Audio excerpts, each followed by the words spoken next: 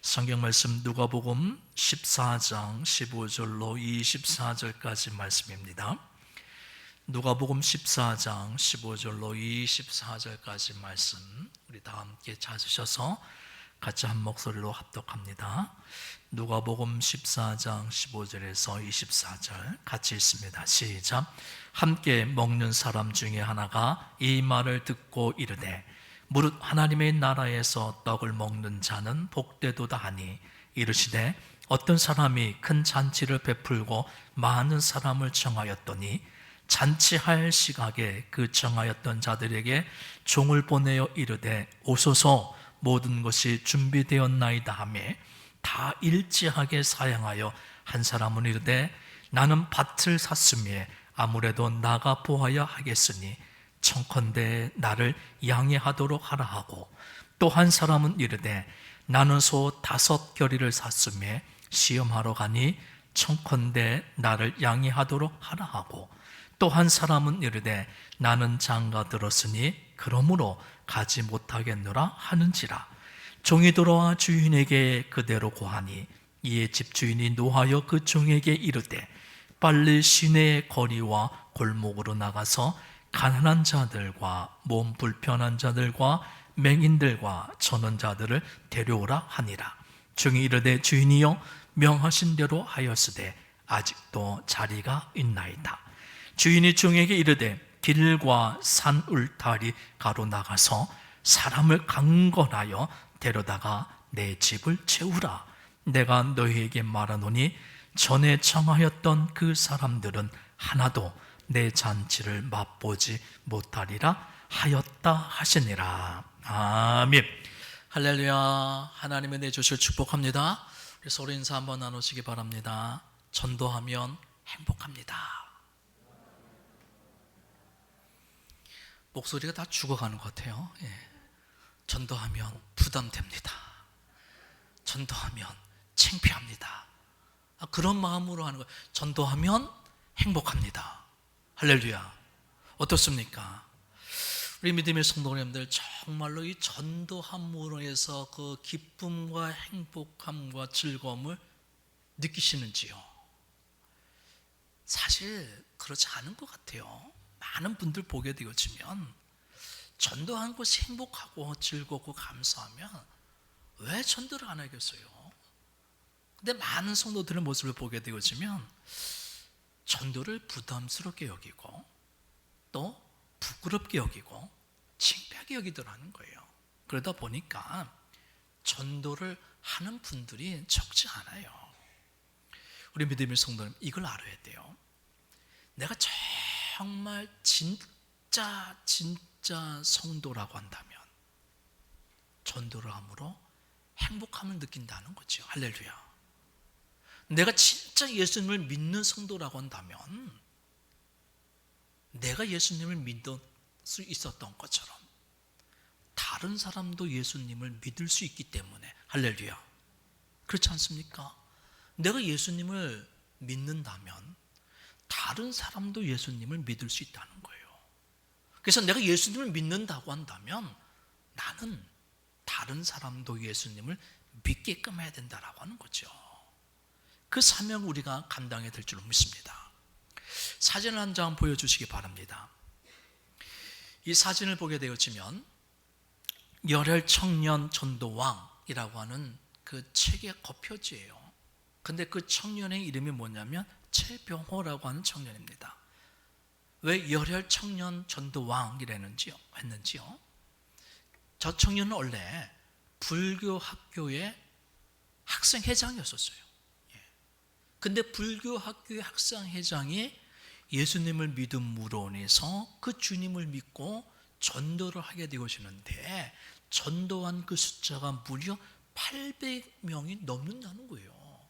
그래서 그를 가리켜서 열혈 청년 전도왕 그렇게 얘기를 합니다. 근데 이 최병호라고 하는 이 청년의 휴대폰을 보게 되어지면요, 그 안에 3,500명의 전화번호가 저장되어져 있어요.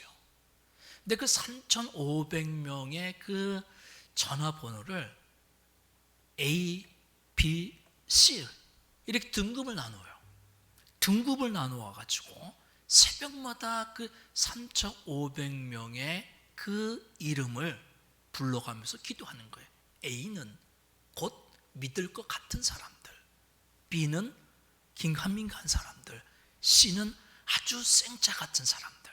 그래서 A, B, C로 나누어서 매 새벽마다 기도를 한다는 거예요. 3,500명. 그리고 그는요, 소득의 30%를 바로 전도와 새가족을 위해서 사용한다라고 하는 거죠. 소득의 30%를요. 그렇게 하는 것이 정말 자기에게는 즐겁고 행복하다는 거예요. 그래서 그에게 전도하는 이유가 뭐냐라고 하는 것을 물어봤더니만 전도가 가장 가치 있고 가장 보람 있고 가장 행복한 삶입니다. 할렐루야. 그렇게 고백하더라는 거예요. 119 구조대원이 사람의 생명을 구하는 것도 귀하지만 그것보다 더 귀한 것이 영혼 구원의 사명이라는 거죠. 그의 표현을 빌려보면 전도라고 하는 것은 절벽 위에 있는 아기를 달래서 구하는 게 전도다. 그렇게 얘기를 하는 거예요. 그래서 전도는 하나님을 가장 감동시키는 일이다. 할렐루야. 그래요. 하나님 지금도 오늘도 하나님께서는 예수 그리스도의 그 십자가 복음을 통해서 오늘도 영혼을 구원하고 계시고 또 그 영혼을 구원하기 위한 전도자들을 찾고 있다라고 하는 거예요. 분명 내가 예수님을 믿는다면 나도 다른 사람을 믿게끔 하는 전도자가 되어야 될 줄 믿습니다. 바로 오늘 본문 말씀이 바로 주님의 비유로 잔치집의 그 주인이 잔치자리에 사람을 채우기를 원하는 그 마음을 이야기하면서 하나님 아버지의 마음을 전하고 있는 거예요. 하나님 아버지의 마음이 어떤 마음인가? 23절 말씀 보시기 바랍니다. 23절 말씀 우리 같이 읽습니다. 시작. 주인이 종에게 이르되 길과 산 울타리로 나가서 사람을 강건하여 데려다가 내 집을 채우라. 아멘. 잔치를 열은 그 주인의 그 마음이 어떤 마음이냐면요, 사람을 강건하여 데려다가 그 잔치집을 다 채우기를 원한다라고 하는 거예요. 근데 그 마음의 표현을 뭐라고 얘기했냐면 사람을 강건하여 데려다가 그렇게 표현했어요. 이 강건하다라고 하는 이 말의 영어 표현을 보게 되시면 twist arms, twist, 비틀다는 거예요. 팔을 비틀어서라도 데려오라는 거예요. 그러니까 끈질기게 권하고 또 찾아가서 거절하라고 하는 그 마음을 꺾어서 데려오라는 얘기죠. 우리 전천교회가 이번 7월 3일날 맥주 감사 주일에 총동원 주일을 우리가 지키는데요, 바로 이런 마음이 필요하다는 거예요. 강건해서 팔을 비틀어서라도 어떻게 해요? 끈질기게 집요하게 사랑의 마음을 가지고 찾아가고 권하고 기도하고 만나서 교회 그간에 나오지 못하는 그 성도들을요, 우리가 그 마음을 꺾어서 데려오라는 거예요. 할렐루야. 우리 믿음의 성도님들, 지금 이번 총동원 주일에 내가 우리 교회에 데리고 오실 분 지금 마음에 작정하신 분 계십니까? 내가 이번 총동원 주일에, 이번 맥주 감사 주일에 정말 2022년 한 해를 마감하면서 그 하나님께 감사하면서 다시 그 후반부를 출발할 때 그 맥주 감사 주일에 내가 꼭 교회에 내가 강건해서 데리고 오야 할 그 사람이 지금 마음에 있는 얘기예요. 여러분, 어떤 곳에 참석하기만 하면 1억을 주는 곳이 있다고 한번 생각해 보십시오. 어떻게 하실 것 같아요? 참석만 하면 1억을 준대요. 여러분들, 나만 몰래 참석할까요? 누구든지 참석만 하면 1억을 주는 곳이 있는데 나만 참석할까요? 아니에요.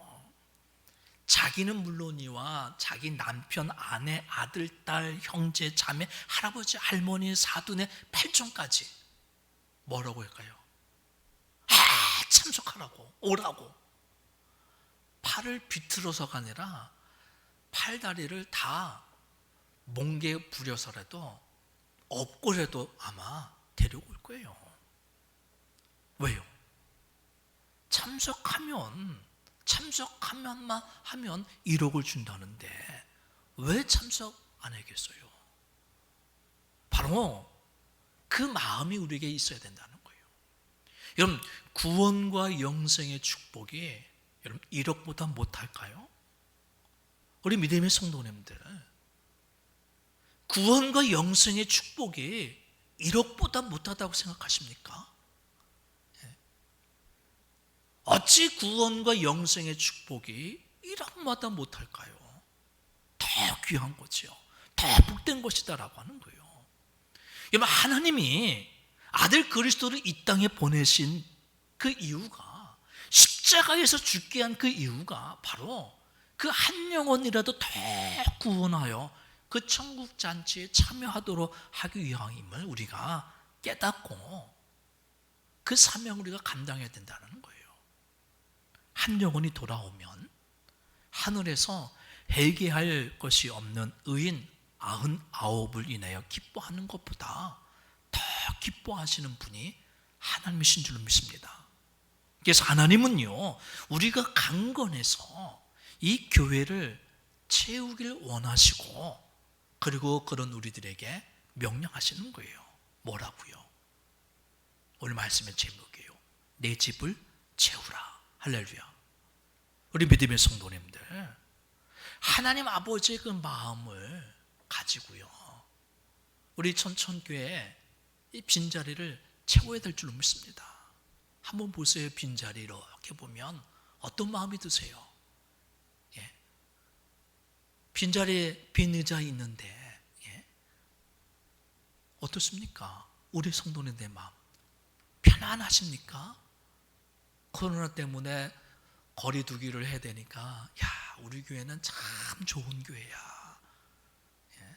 딱 널찍하게 앉아도 그냥 빈자리도 있고 아주 편안하게 예배 드릴 수 있는 좋은 교회야. 그런 생각 드십니까? 여러분, 교회가 어떤 곳입니까? 교회는 이렇게 예수님을 믿는 우리 성도들이 모여있는 곳이 교회지요. 근데 그 교회에서 그러면 우리 믿는 성도들이 무엇을 해야 될까요? 먼저 믿고 구원받은 우리들이 아직 구원받지 못한 사람들을 구원하기 위해서 힘쓰는 곳이 교회이어야 된다는 거예요. 할렐루야. 근데 오늘은 많은 교회들이요, 그 사명을 망각해버려요. 예수 믿는 우리들끼리 이 자리에 모여서 우리들끼리 먹고 놀고 즐기는 것으로만 만족하는 유람선과 같은 삶을 살아가고 있다고 하는 거예요. 우리들끼리, 믿는 우리들끼리만 쎄쎄쎄 하는 거예요. 근데 교회의 사명이 과연 그거란 얘기죠? 아니에요. 유람선이 아니라 이 세상에서 구원의 방주, 구조선이 되어야 될 줄로 믿습니다. 교회가, 우리 성도가 가장 먼저 해야 되고 가장 우선시해야 되고 가장 중요시 여겨야 될 일이 뭐냐면 바로 영혼 구원, 전도. 그것이 교회의 사명이고 교회의 본질이고 성도의 사명임을 우리가 깨달아야 된다고 하는 거예요. 요하네스 블라우라고 하는 분이 전도에 대한 아주 중요한 말을 했는데요, 이런 말을 했어요. 불은 타기 위해 존재하는 것처럼 교회는 전도하기 위해 존재해야 한다. 할렐루야. 믿으시는지요? 여러분, 우리 교회를 통해서 주님을 만남으로 해서 우리가 구원과 영생의 축복을 누리는 이곳, 이 축복을 우리 누리들이 아직 그 구원과 영생의 축복을 누리지 못하는 그들에게 그 구원의 방주의 역할을 감당할 수 있도록 우리가 그 사명을 감당해야 된다라고 하는 거예요. 그래서 내가 정말 예수님을 믿는 성도라고 한다면, 내가 정말 예수님을 믿어서 구원과 영생의 축복에 대해서 너무나도 감사하면서 그것을 믿고 확신하며 살아가는 성도라고 한다면, 다른 사람도 그 예수님을 믿게끔 해야 된다라고 하는 거죠. 보세요. 초대교회 성도들이 바로 그런 복음의 열정이 있었던 거예요. 초대교회 성도들은 그 당시에 예수님을 믿는다는 그 자체만으로도 죽음을 각오했던 그런 삶이었습니다. 그래서 죽음을 각오하고 예수님을 믿었고, 또 그 죽음을 각오하고 그 예수님을 전했고, 또 죽음을 각오하고 그 복음을 위해 선교할 각오를 가지고 살아갔던 사람들이 초대교회 성도들이었다라고 하는 거예요. 근데 오늘날 우리 그리스도인들의 모습은 어떻습니까? 순교는커녕 전도에 대해서는 아무런 생각이 없는 거예요. 전도는 나하고 전혀 상관이 없는 거예요. 복음 증거하는 일에는요, 너무도 맨 딴 세상에 다른 것으로 생각하고 있다라는 거죠. 많은 성도들이 오늘날 주일날 이렇게 예배당에 와서 예배드리고 돌아가는 것으로 내가 해야 할 일 다 했다라고 하는 그런 마음을 가질 때가 참 많다라는 거예요. 근데 아십니까? 오늘 이 자리에 계신 저와 우리 믿음의 성도님들, 한번 생각해 보세요. 내가 내 스스로 나 혼자서 내가 예수님 믿겠다라고 해서 예수님을 믿은 분들이 있을까? 한번 생각해 보십시오. 내가 예수님을 믿어서 이렇게 예배 자리에 나와서 예수님께 이렇게 예배 드릴 수 있던 건 나 혼자서 된 것일까? 아니라는 얘기예요. 나 혼자서 예수님을 믿은 분은 없어요. 내가 예수님을 믿게 되어진 것은요, 다른 누군가의 그 전도에 의해서 직접적으로 또는 간접적으로 나에게 주님을 믿게끔 하는 그 많은 영향을 내가 받아서 다른 사람들의 그 복음 전도로 인해서 내가 이 자리에 지금 예수님을 믿어서 예수님 앞에 나와 예배드리고 있다라고 하는 거죠. 그렇다고 한다면 이제는요, 내가 다른 이들에게 그렇게 예수님을 믿게끔 해주는 그 사명을 우리들이 살아가야 된다라고 하는 거예요. 종종 어머니들이 어린 자녀들에게 밥을 이렇게 먹이려고 할 때 애를 쓰는 것을 보게 되어져요. 밥그릇을 이렇게 들고 다니면서 한 숟갈씩 떠주지요. 이렇게 아이들이 가만히 앉아서 밥을 안 먹잖아요. 저도 저희 아이가 어렸을 때 밥을 안 먹어가지고 쫓아다니면서 먹였던 그런 기억이 있는 것 같아요. 그럼 그렇게 막 이렇게 먹이려고 하게 되어지면 주변에 있는 사람들 뭐라고 합니까? 냅둬, 그렇게 하지 마, 먹이지 마. 지 배고프면 그러다가 나중에 먹겠지, 뭐 그런 얘기를 해요. 그런데 어머니들은 어떻습니까?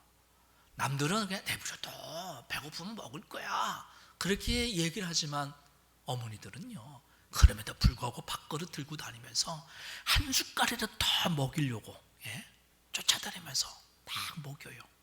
왜 그렇습니까? 아이가 싫다고 하는데 왜 자꾸 먹으라고 하는지. 다른 거 아니잖아요. 내 아이고 내가 사랑하는 내 자녀이기 때문에 그 사랑의 마음을 가지고 한 숟갈이라도 더 먹어야 건강하게 자라나기 때문에 그렇게 쫓아다니면서까지 밥을 먹이는 거예요. 그런 마음으로 우리가 복음을 전해야 되는데, 오늘날 성도들의 모습을 보게 되었으면 그렇지 않다라는 거죠. 복음을 전하지 않는 거예요. 전도는 나하고 전혀 상관이 없어요. 특별한 사람 만나는 거죠. 우리 교회가 팝콘 전도를 하고 또 매일 70인 전도를 하고 또 클린 전도를 우리가 이제 시작하는데요. 야, 내가 해야 될 일이라고 생각하십니까? 예. 몇 년을 이렇게 계속 하고 있는데도 한 번도 안 오시는 분들이 있으세요. 예. 그건 뭐냐면요, 나랑은 상관없는 거예요. 예, 나랑은. 근데 이걸 알아야 돼요. 그럼 내가 예수님을 믿는 성도라고 한다면, 내가 정말 예수님을 믿는 성도라고 한다면 전도자가 되어야 된다라고 하는 거예요. 할렐루야. 여러분, 예수 믿는 우리 모두에게 하나님은요, 한 가지 사명을 주셨는데 그 사명이 뭐냐면 전도자의 사명을 주셨다라고 하는 거예요. 마가복음 16장 15절 말씀 보시기 바랍니다. 모든 믿는 자에게 주신, 하나님이 주신, 주님이 주신 지상 최대의 명령이고 사명인 거예요. 마가복음 16장 15절 말씀 같이 함께 읽겠습니다. 시작. 또 이르시되 너희는 온 천하에 다니며 만민에게 복음을 전파하라. 할렐루야. 너희는, 믿는 우리들 얘기하는 거예요. 온 천하에 다니면서 복음을 전파하라라고 하는 거죠. 근데 오늘날 많은 그리스도인들이 이 복음 전도의 사명에서 점점점 멀어져 가고 있는 거예요. 이 복음을 전하지 않아도 아무런 신앙의 양심의 가책을 느끼지 못해요. 마음의 부담도 없어요. 어떻게 보면 이것이 우리 기독교의, 오늘날 우리 교회와 우리 성도들에게 있어서 가장 큰 위기가 아닌가라는 그런 생각을 해봅니다. 보십시오. 지난 2년여 동안에 코로나로 인해서요, 우리 교회에서 전도하라는 말을 못했어요. 예. 전도하라고. 예. 왜요? 예배 드리는 것조차도 지금 못 드리고 있는 상황에서 무슨 전도까지 하냐고 말도 못 꺼냈어요. 말도요. 예. 전염병 때문이라고 하지만 그로 인해서요, 많은 성도들이 내가 전도해야 됨을, 내가 전도자임을 망각하고 말았다라고 하는 거예요. 교회의 위기가 바로 여기에 있는 거죠. 성도의 위기가 바로 여기에 있는 거예요. 세상 사람들이 지적하는 그 잘못된 모습이 오늘날 교회의 위기, 기독교의 위기다라고 얘기를 하지만 사실은요, 그렇지 않아요. 세상 사람들이 지적한 그 잘못된 모습이 맞긴 맞는 거예요. 그런데 그들이 말하는 교회의 잘못된 모습과 교회의 또 성도의 잘못된 모습이 얼마나 된다라고 생각되십니까? 잘못된 교회가요, 100개, 1000개, 10,000개 중에 한두 개예요. 한두 교회 잘못한 걸 가지고 교회에 위기가 왔다라고 얘기하고 교회가 잘못됐다라고 손가락질 하죠. 또 잘못된 목사요, 100명, 1000명, 10,000명의 목사들 가운데 한두 명이에요. 한두 명의 그 잘못된 목사의 모습을 가지고 온 성도가 다 저렇게 타락했다라고 싸잡아서 얘기하는 잘못된 모습 아니라는 거예요. 불과 한두 교회, 한두 명의 잘못된 모습을 가지고 그렇게 많이들 지적하고 잘못을 이야기하고 교회의 위기다, 성도의 위기다라고 얘기를 하지만 그것보다 더 심각한 위기는 뭐냐면요, 그리스도인들이, 성도들이 전도를 하지 않는다라고 하는 것이 더 큰 문제라고 하는 거예요. 많은 성도들이 내가 전도자임을 망각해버린 거, 이게 오늘날 교회의 위기다라고 하는 거예요. 여러분, 지금 당장은 전도하지 않아도 괜찮아요. 그 어떤 문제가 지금 당장은 일어나지 않습니다. 그러나 전도하지 않는 우리로 인해서 시간이 지나면요, 엄청난 결과를 초래할 수 있어요. 1917년 10월에 구소련에 볼셰비키 혁명이 일어나서 그 러시아가 소련으로 공산화가 되어졌어요.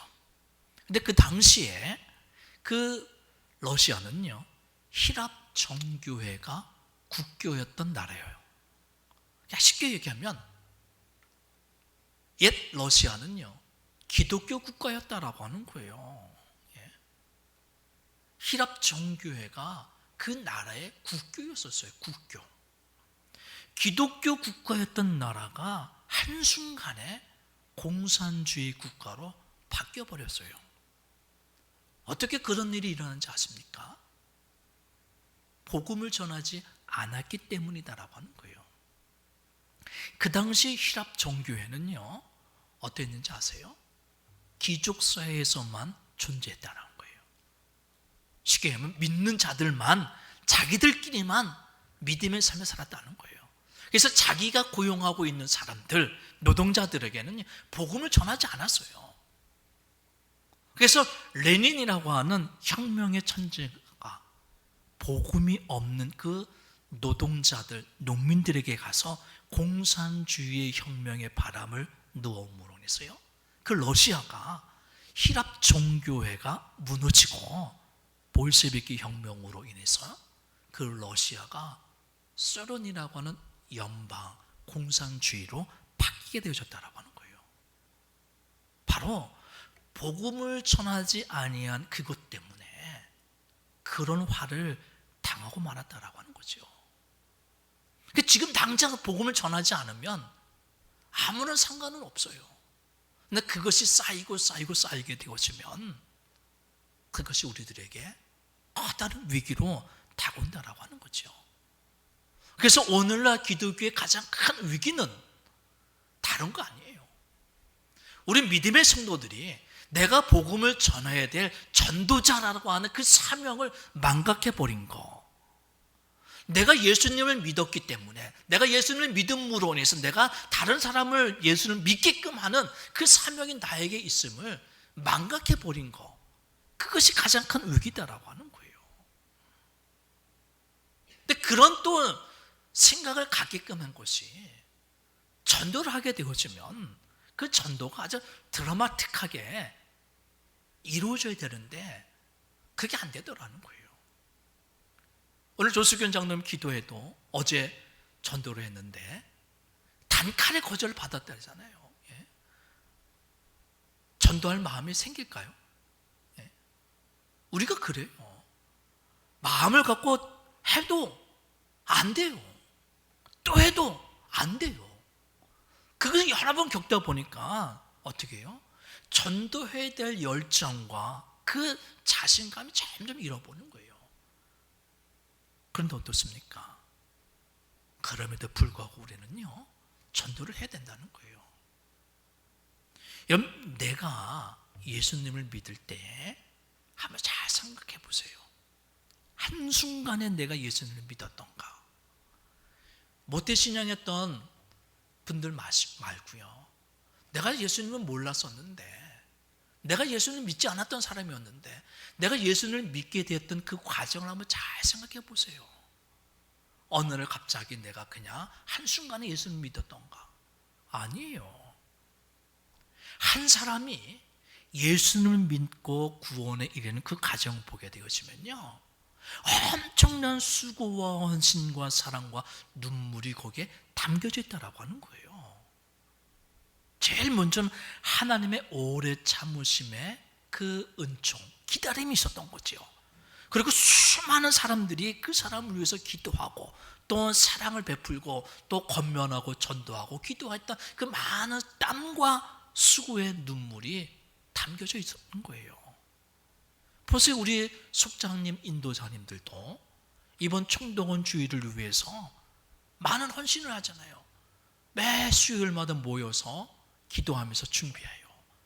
그리고 또 1만 시간 기도운동도 참여하시고 또 금식 기도도 작정하셔서, 우리 교회 성도들이 총동원돼서 그간의 교회에 나오지 않았던 분들이 교회에 나올 수 있게끔 하기 위해서 속장 인도자님들이 앞장서서 모여서 준비하고 기도하고 금식하고 하는 그런 헌신과 수고가 쌓이고 쌓여서 그 수고가 임함으로 인해서 하나님의 때에 하나님이 역사하셔서 그 한 사람이 구원을 받게 되어진다라고 하는 거예요.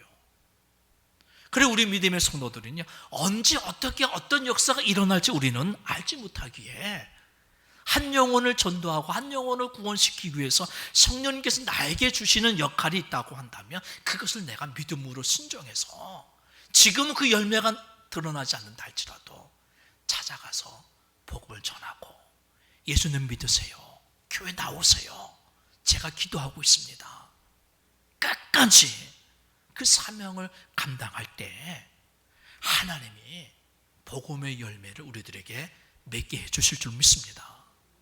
고린도전서 3장 7절 말씀에 보게 되면 이런 말씀이 있어요.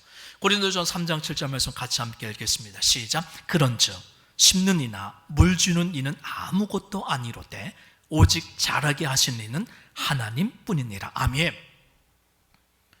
여러분, 우리가 믿음으로 열심히 복음을 전하면 하나님이 자라게 하신다라고 하는 거예요. 하나님이 열매 거두게 하실 줄 믿습니다. 어떻게 보면 참 당연한 말씀이고 정말 중요한 진리인데요, 하나님만이 자라게 하신다. 근데 우리는 이것을요 잊어버리가 너무나도 많다는 거예요. 잊어버린 경우가 많아요. 어떻게 해요? 하나님만이 자라게 하신다라고는 잊어버리고요, 종종 내가 자라게끔 하려, 내가 열매 맺게끔 하려 한다는 거예요. 이게 전도의 가장 큰 걸림돌이라는 거예요. 한번 생각해 보세요. 내가 왜 전도를 안 하는지, 지금 내가 알고 있는 사람 가운데 교회에 안 나오는 사람한테 내가 왜 복음을 안 전하는지 한번 생각해 보세요. 다른 거 아니에요. 내가 전도해서 내 힘으로 교회에 데려오게끔, 내 힘으로 예수님을 믿게끔 하려고 하니까 못하게 되어지는 거예요. 내가 하는 게 아니라는 거죠. 우리는 단지 복음을 심고 복음을 전하기만 하면 된다는 거예요. 하나님이 자라나게 하시고 하나님이 열매 맺게 해주실 줄 믿습니다. 근데 그 기간이 어떤 사람은 한 달이고 어떤 사람은 1년일 수도 있고 어떤 사람은 10년이고 어떤 사람은 20년, 30년이 될 수도 있다라고 하는 거예요. 중요한 것은 그때가 언제 오는지 모르지만 우리는요 단지 복음을 전하고 기도하기만 된다라고 하는 거예요. 내가 판단해서는 안 돼요. 저 사람은 안 믿을 거야. 저 사람은 안 나올 거야. 미리 내가 실패를 정하지 마십시오. 다른 것이 아니라 자신을 한번 보세요. 내가 예수님을 믿는 사람이라고 한다면, 나도 믿는 사람이라고 한다면 그도 믿는 사람이 될 수 있는 거예요. 분명한 것은요, 우리 하나님은 어떤 분인지 아십니까? 흐르는 물에다가 씨를 뿌려도 하나님 역사하시면 싹이 나고 열매가 맺게 되어진 줄 믿습니다. 그 믿음을 가지고 우리는요 복음을 전하는 거예요. 그것이 하나님을 가장 기쁘시게 하는 일이라는 거죠. 2차 세계대전이 끝났을 때 독일 교회의 대표적인 지도자였던 마르틴 니멜러라고 하는 목사님이 계십니다. 근데 그 목사님이 2차 대전 책임 백서라고 하는 그런 글을 발표를 했어요. 그 목사님은 히틀러 정권에 항거하다가 8년 동안 옥고를 치르기도 했습니다. 그런 목사님이 2차 세계대전에 대한 그 책임을 묻는 그 백서에서 히틀러에게만 그 책임을 물 수 없다라고 하는 그런 얘기를 합니다. 오히려 상당한 지면을 할애해서 그 2차 세계대전의 책임을 히틀러가 아니라 독일 교회와 독일 교인들에게 그리고 자기 자신에게 그 책임을 돌리는 거예요. 그래서 많은 사람들이 그 백서에 대해서 불만과 항의를 표합니다. 아니 어떻게 세계 2차 대전의 책임이 왜 히틀러에게 있지 아니하고 왜 우리 독일 교회와 우리 성도들이 더 책임이 있느냐라고 하면서 항의를 하는 거죠. 그때 니멜러 목사님이 이런 간증을 했어요.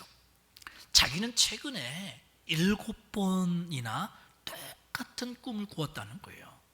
그러면서 먼저 그 꿈 이야기를 해줍니다. 그 니멜러 목사님이 주님의 심판대를 통과하는 그 꿈을 꾸었다는 거죠. 그래서 주님의 그 심판대에서 그것을 통과할 때 주님과 심판받는 그 사람의 대화를 듣게 되어지는 거예요. 그때 주님이 묻습니다. 너는 왜 나를 믿지 않았느냐 하는 질문을 던집니다. 그러자 그 사람이 대답하길 뭐라고 하면요, 아무도 나에게 그리스도를 믿으라고 말하지 않았습니다. 그래서 제가 믿지 못했습니다. 근데 그 변명하는 그 사람의 이야기를 듣다가 그 소리를 들어보니 어디서 많이 들어봤던 목소리라는 거예요. 그래서 뒤를 쳐다봤더니만 다름 아닌 그가 누구였냐면 히틀러였다는 거죠. 그때 하나님께서 그 니멜러 목사님에게 이런 말을 하는 거예요. 히틀러가 이렇게 된 것은 바로 너의 책임이다. 네가 8년 동안 히틀러 정권 아래에서 대항하면서 그를 위해서 기도하면서 진지하게 전도한 적이 한 번이라도 있느냐?